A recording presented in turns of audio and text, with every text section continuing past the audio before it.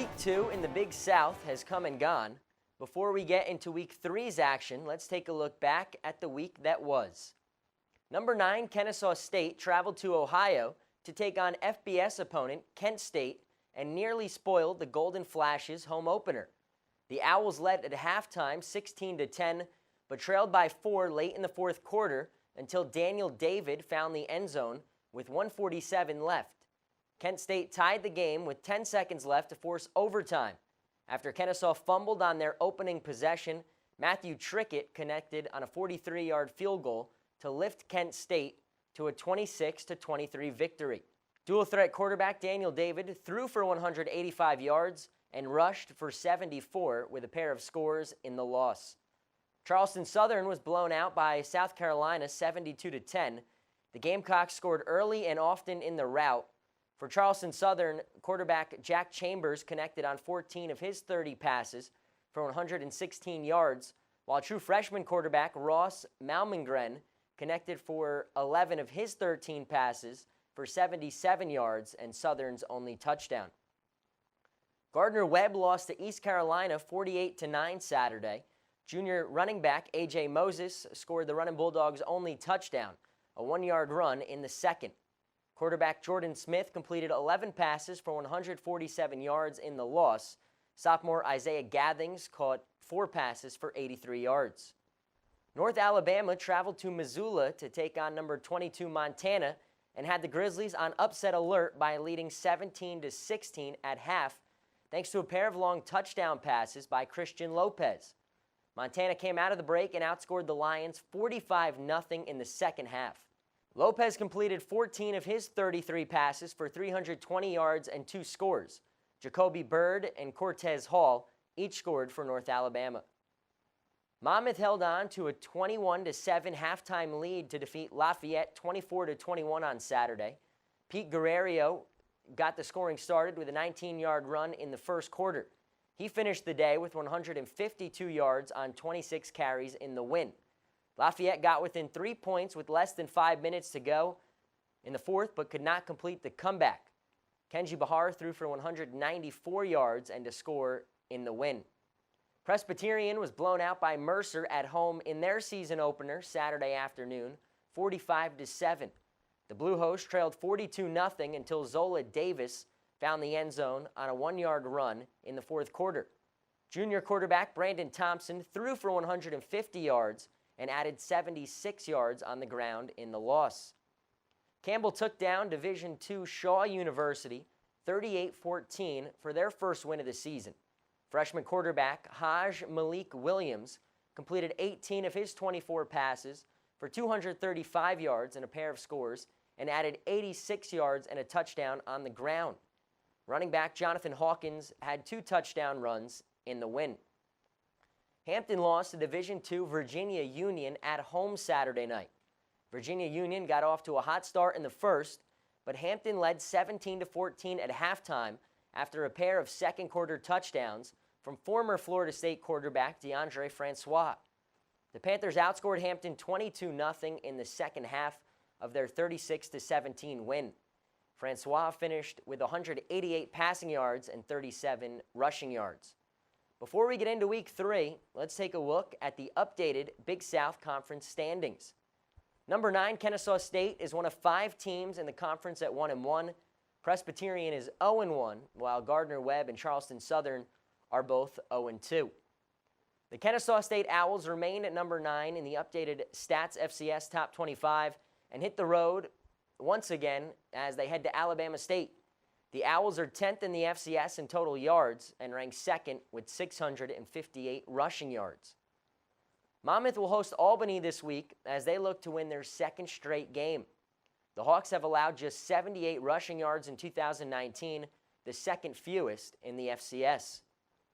North Alabama hosts Alabama A&M in an in-state battle Saturday night. The Lions' 635 passing yards are in the top 15 in the country. After losing to Virginia Union last weekend, 1-1 Hampton will play their first game against a Division I opponent Saturday as they travel to Howard.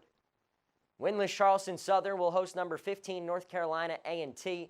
The Aggies are coming off a 45-13 loss at Duke. 0-2 Gardner-Webb hosts 0-2 NC Central this weekend. The Runnin' Bulldogs have struggled on both sides of the ball so far. Saturday will be their first game against an FCS opponent after losses to both Charlotte and East Carolina. Presbyterian hosts Jacksonville, their second of 3 straight home games. Blue Hose quarterback Brandon Thompson played well on both sides of the ball last week. That will do it for this week in the Big South. Come back for next week for all the results and more.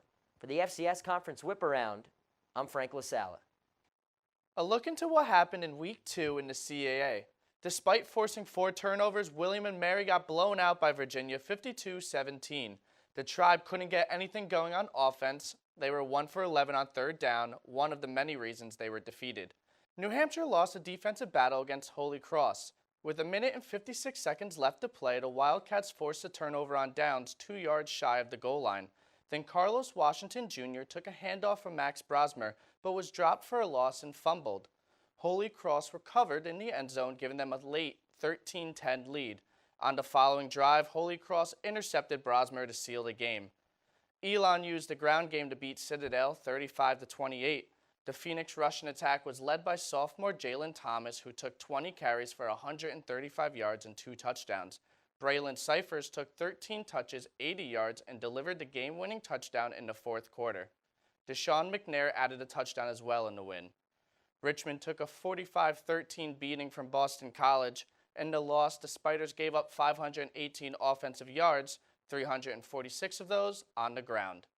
6th-ranked Maine was handed a loss by Georgia Southern, 26-18. The Black Bears surrendered 395 rushing yards, giving up 100 yards on the ground to 3 different players. 2nd-ranked James Madison rebounded from their Week 1 loss, destroying St. Francis 44-7. The Dukes' defense were key in the win, holding the Red Flash to only 175 yards of total offense. 77 of those yards were on one drive late in the blowout win. 8th-ranked Towson handed North Carolina Central an embarrassing loss. Quarterback Tom Flacco threw 3 touchdowns. Flacco, younger brother of Super Bowl MVP Joe Flacco, also ran for his score, totaling 4 touchdowns in just 3 quarters of play in the Tigers' 42-3 victory. 24th-ranked Villanova continues their impressive start to the season with a decisive 38-10 victory over Lehigh. Late in the second quarter, Nova's Elijah Trent took an interception 37 yards for a touchdown, and the Wildcats held the momentum the rest of the way. Quarterback Daniel Smith threw for 3 touchdowns in the win. Albany blew out Bryant 45-3. Running back Alex James stole the show in the win. He took 12 carries for 229 yards and 2 touchdowns. It took triple overtime for 21st-ranked Delaware to beat Rhode Island in the CAA's first conference game of the year. Justice Henley picked off Vito Priore in the end zone in the 3rd overtime period to seal the victory for the Fightin' Blue Hens. Despite losing, Priore had himself a game, completing 30 of his 48 passes for 430 yards and 3 touchdowns to go along with the interception. Aaron Parker took 12 of those completions for 227 yards. Delaware beat the Rams 44-36. Finally, Stony Brook was on the receiving end of a 62-7 beatdown when they faced Utah State. The Seawolves gave up a whopping 717 yards while being held to just 262 yards themselves. For the second week in a row, the CAA had a Stats Defensive Player of the Week. This week, Elon's Marcus Willoughby racked up a career-high 14 tackles, including 2 for a loss and a sack. The defensive end was key in slowing down Citadel's triple option, holding them to only 156 rushing yards, which was its lowest total since facing Clemson in 2017. Now a look into what CAA teams made an appearance in this week's FCS Stats Top 25. James Madison remains at 2nd. Maine drops 1 spot to 7th. Towson remains at 8th. Delaware takes a jump to 18th. Villanova moves up 2 spots to 22nd, and Elon sneaks in at 25th. Now a quick look into next week's games. 18th-ranked Delaware has a tough matchup against defending FCS champion and 1st-ranked North Dakota State. Albany goes on the road against Monmouth. 2nd-ranked James Madison hosts Morgan State. 22nd-ranked Villanova visits Bucknell. Richmond hosts 25th-ranked Elon for a conference matchup. Stony Brook hosts Wagner. William and Mary takes on winless Colgate. New Hampshire goes up against FIU. And finally, in a big conference matchup, 7th-ranked Maine hosts 8th-ranked Towson. For the FCS Whiparound, I'm Dylan Cieslik. Week 2 was a mixed bag of results across the MEAC, with teams going 2-3. One contest, Southeast Louisiana against Bethune-Cookman, was canceled due to the effects of Hurricane Dorian. On the field, South Carolina State and Norfolk State were both victorious against lower opposition. The Bulldogs improved to 2-0 on the season, defeating Lane 34-0, while the Spartans defeated Virginia State 44-21. In other action, number 15 North Carolina A&T lost to FBS side Duke 45-13. Towson upended NC Central 42-3, and Howard lost a high-scoring affair against Youngstown State 54-28. Coming up in Week 3, we will see several FCS versus FBS matchups. Norfolk State will look to go 2-1 against Coastal Carolina. South Carolina State will look to stay undefeated against South Florida, while Bethune-Cookman will take on Miami. In other action, Morgan State will travel to Harrisonburg to take on JMU. NC Central will visit Gardner-Webb, and the Aggies of A&T will face Charleston Southern. But this week's feature game will be the 95th battle to see who is the real HU as Howard hosts the Hampton Pirates. Howard is looking for their first win of the season after losing to Maryland and Youngstown State, while Hampton will look to recover from a 36-17 defeat to D2 side Virginia Union. Both teams are certainly looking forward to jumpstart their season against one of their biggest rivals in Chicago. For the SCS Conference Whiparound, I'm David Hashagen. Welcome to Week 3 of Missouri Valley Conference football, and once again, the conference was proudly represented, headlined by a major upset of an FBS team. Let's take a look back at Week 2 as South Dakota State got their first win of the season against CW Post. Illinois State took care of business against Morehead State. The number 1 Bison took home the Nickel Trophy against North Dakota. And finally, let's give a big salute to the Southern Illinois Salukis, who went on to FBS UMass and showed why the Missouri Valley is the best conference in the FCS as they rolled to victory against the Minutemen. Turning now to the 3rd annual Missouri Valley Big Sky Championship Series, the Missouri Valley cut Big Sky's lead to 2-1, with Northern Iowa defeating Southern Utah last week, with one game on tap this week as Western Illinois hosts Montana State. Taking a look at the rest of the conference games this week, as 9 out of 10 teams are in action. Starting off with South Dakota hosting Houston Baptist, Missouri State heads to Tulane. Indiana State looks for their first win of the season as they host Eastern Kentucky. Penguin Nation looks to stay undefeated as they welcome Duquesne to the Igloo. Number 10 Montana State heads to Western Illinois. Southern Illinois looks to keep their momentum going as they come home to play UT Martin. Number 3 South Dakota State welcomes Drake.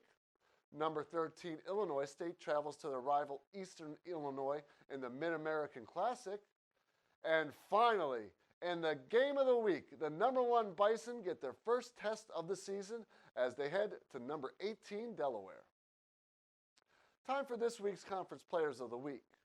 Offensive honors goes to Southern Illinois running back Javon Williams, who had 171 total yards, including a 64-yard TD run and a school record 85-yard touchdown reception. Defensive honors goes to South Dakota State linebacker Christian Roseboom, who had 8 tackles, an interception, and a forced fumble. And finally, the special teams honors goes to South Dakota State punt returner Jackson Jenk, who had 111 yards on 4 punt returns, including a 77-yard TD return. For the Missouri Valley Conference, I'm Brian Sullivan. The season's gotten off to a great start, and the excitement continues in the NEC. Duquesne picked up where it left off last season with a decisive win over Walsh, 44-3. Daniel Parr threw for 173 yards and 2 touchdowns, while A.J. Hines ran for a pair by himself. The Dukes travel to Youngstown State this week to take on a Penguins team that's coming off 2 solid offensive performances to start 2019. Can the Dukes stop quarterback Nathan Mays, who's dangerous both passing and rushing?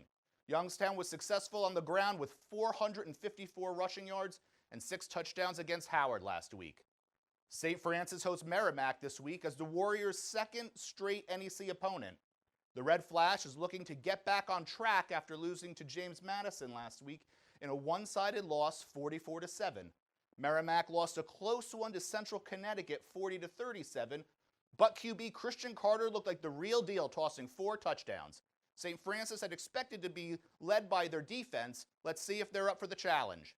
Central Connecticut hopes to keep the winning streak going as they host Valparaiso. Look for the Blue Devils to try to run the ball against the Crusaders team that gave up 333 yards on the ground to Eastern Kentucky.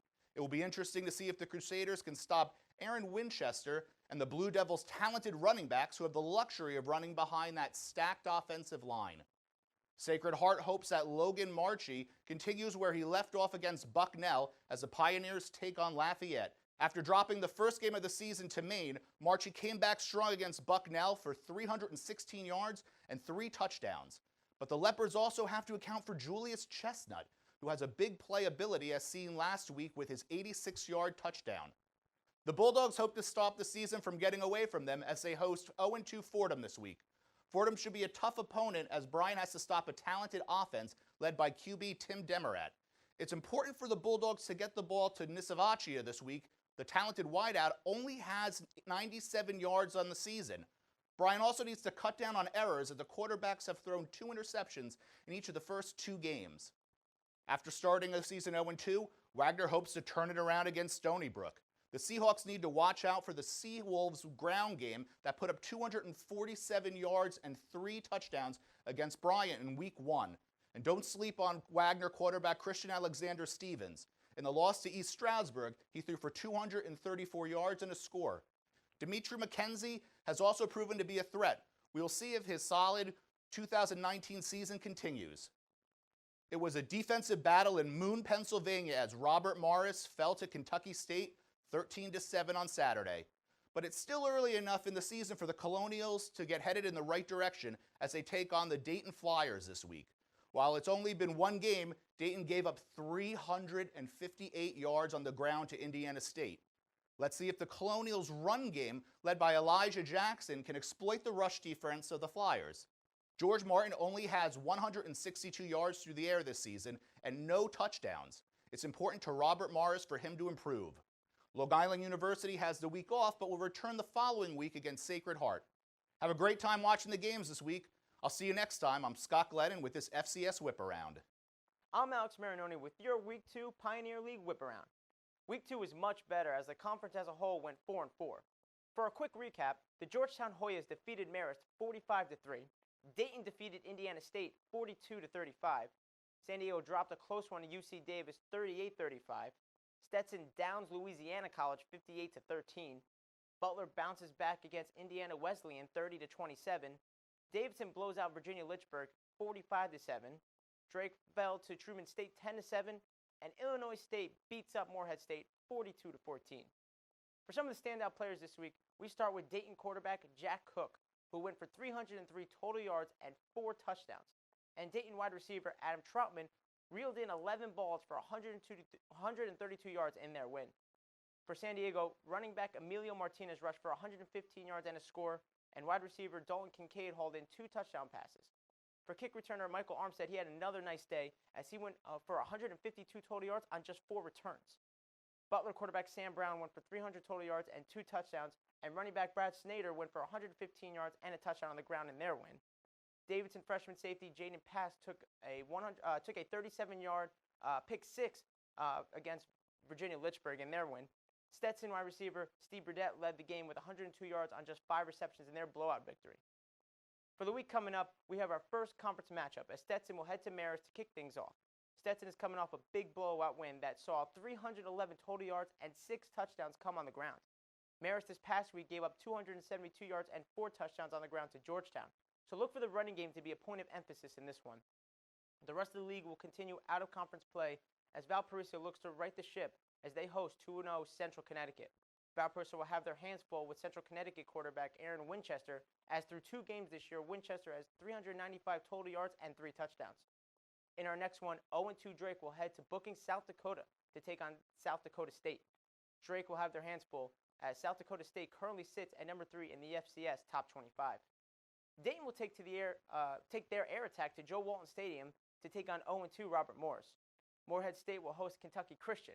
Expect Morehead State quarterback Mark Pappas and that offense to bounce back in this one.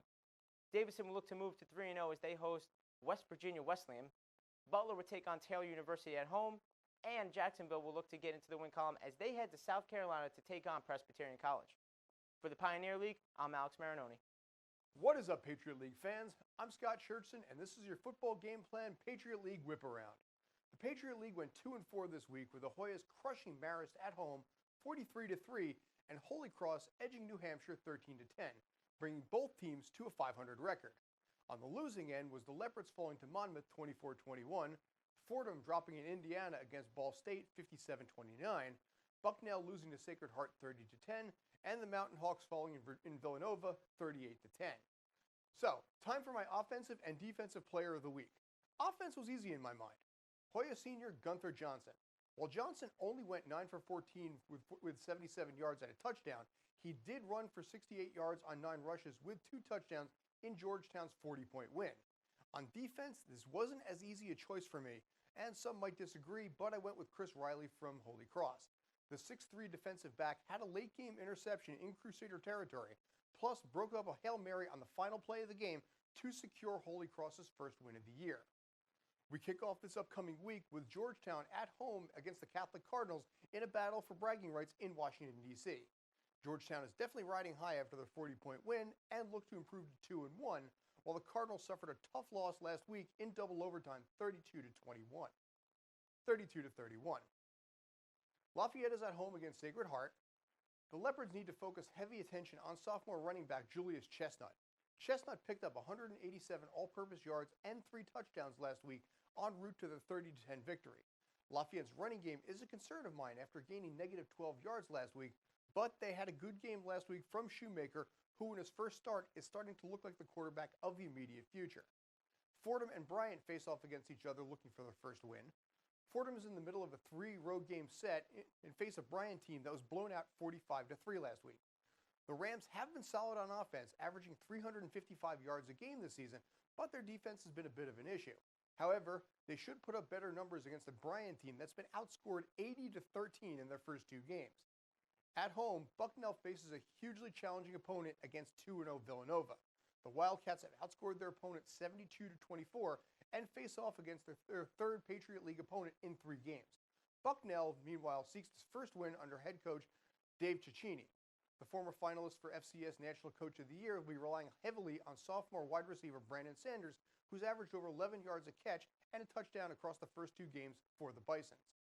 Lehigh is on the road again, looking for their first win against UC Davis of California.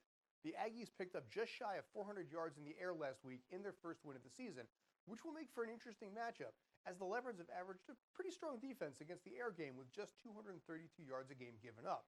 Lastly, UC Davis has struggled with their rushing defense, which could be beneficial to a struggling Lehigh running game.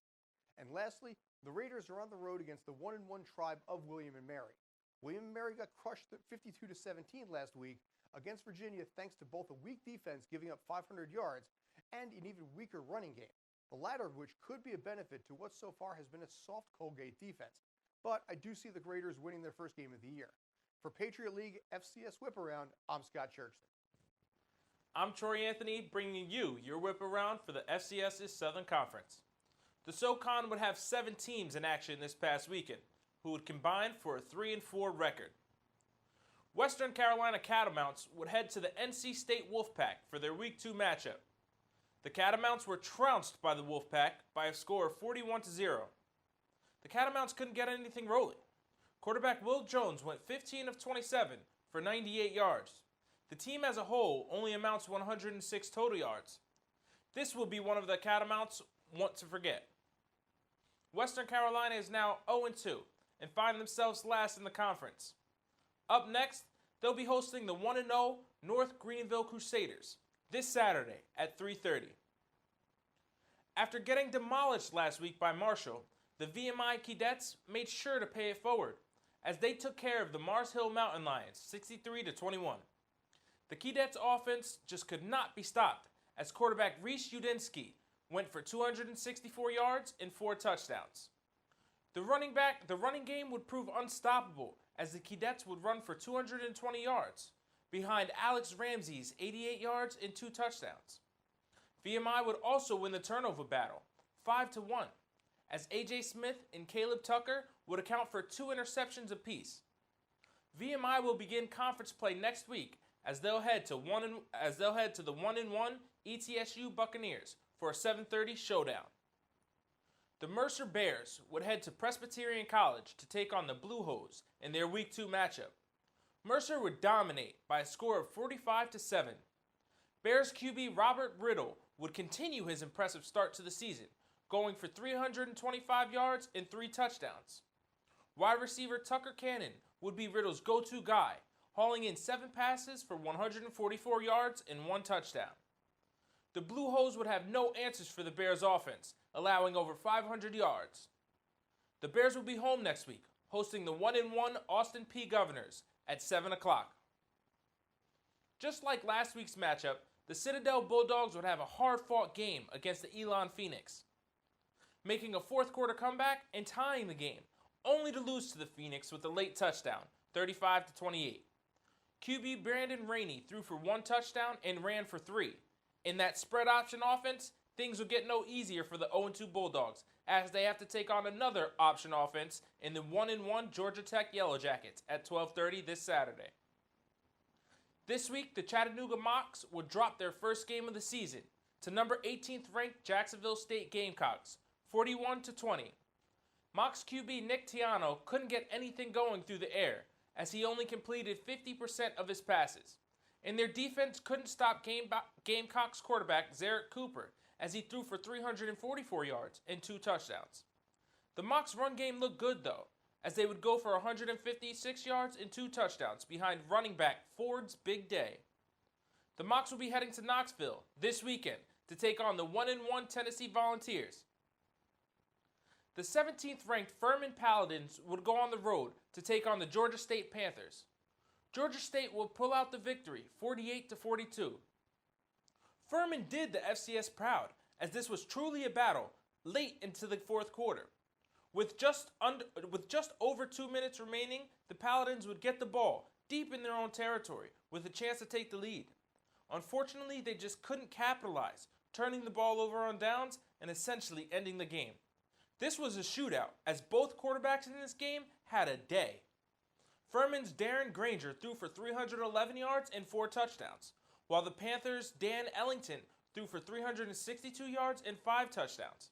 Each team also ran for over 200 yards. The only turnover of the game came when Paladins wide receiver Ryan DeLuca attempted a pass. Furman continues their run of FBS opponents next week, as they'll head to Blacksburg to take on the 1-1 Virginia Tech Hokies at 12 o'clock. ETSU looked to bounce back after losing to Appalachian State by 35 points. They decided to take it out on Shorter Hawks, beating them by 38 points with a score of 48-10. The Bucks QB Trey Mitchell would throw 2 touchdowns on 173 yards. ETSU would rush for 248 yards behind the legs of Jacob Sailors and his 2 touchdowns. ETSU hosts the 1-1 VMI Cadets next week at 7:30 p.m. as they open up their conference play. I'm Troy Anthony, and this has been your football game plan whip around for the FCS's Southern Conference. I'm Dan McGillicuddy for Football Game Plan with the Week 2 recap for the Southland Conference. The Bears of Central Arkansas used another fourth-quarter comeback to win their second game in a row to open the season. They led 10-zip, then trailed 16-10 before the fourth-quarter comeback heroics led by 2 scoring strikes from Braylon Smith to Luwan Winningham to seal the deal. The Bears open up their conference schedule at home against Abilene Christian this Saturday. Abilene Christian had their way with Arizona Christian in a 66-14 drubbing. The Wildcats piled up 703 total yards, 425 of them on the ground, while yielding 191 total yards. Quarterback Luke Anthony threw 4 TD passes, and running back Tracy James had 3 TDs, 2 rushing, 1 receiving. The Cats traveled to Central Arkansas on Saturday in their conference opener. The Leon Ward's career day wasn't enough to propel Stephen F. Austin to victory over Division II opponent Tarleton State as they dropped their home opener 37-26. Ward finished with 206 total yards on 30 touches. The Lumberjacks gave up 667 total yards to the Texans while only putting up 414 yards themselves. The Jacks traveled to Southern Utah next week to take on the Thunderbirds from the Big Sky Conference. The McNeese State Cowboys stepped up in class on the road against the Oklahoma State Cowboys, losing 56-14. It wasn't as bad as the score indicates. McNeese was stymied on 2 possessions from the 1-yard line in the first half, and Oklahoma State used 3 long scoring drives to go ahead 35-0.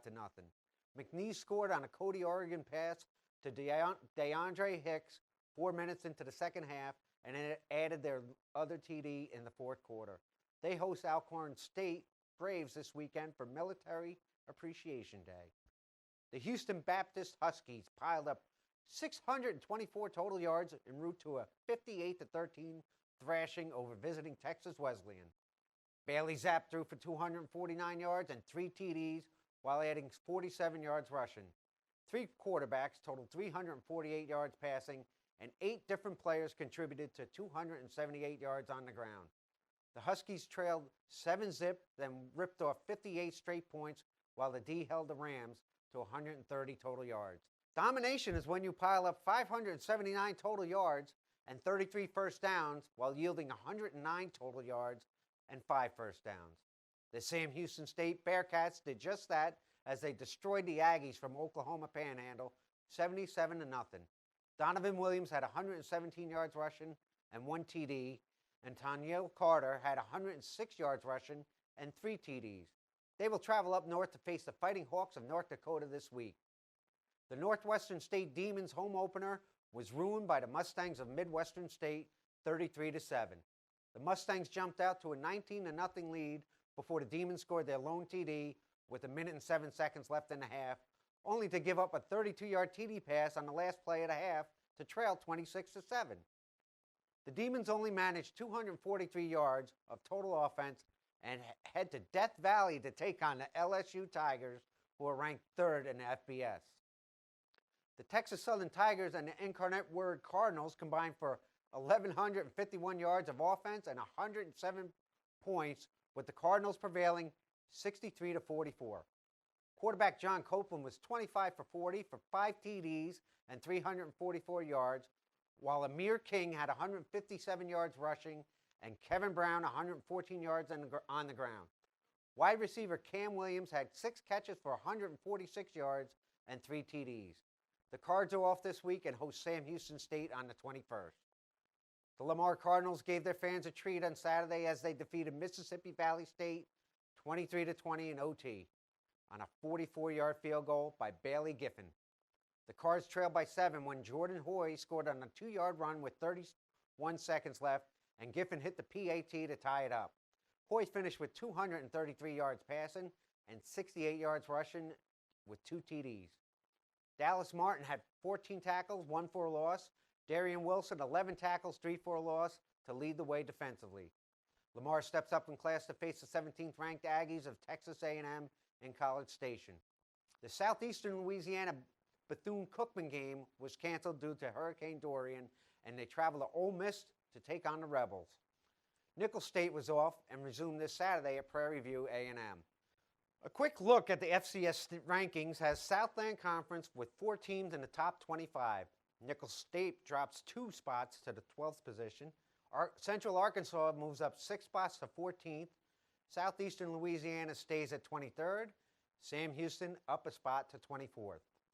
That's a wrap on Week 2 for the Southland Conference. I'm Dan McGillicuddy. Thanks for watching and enjoy the games.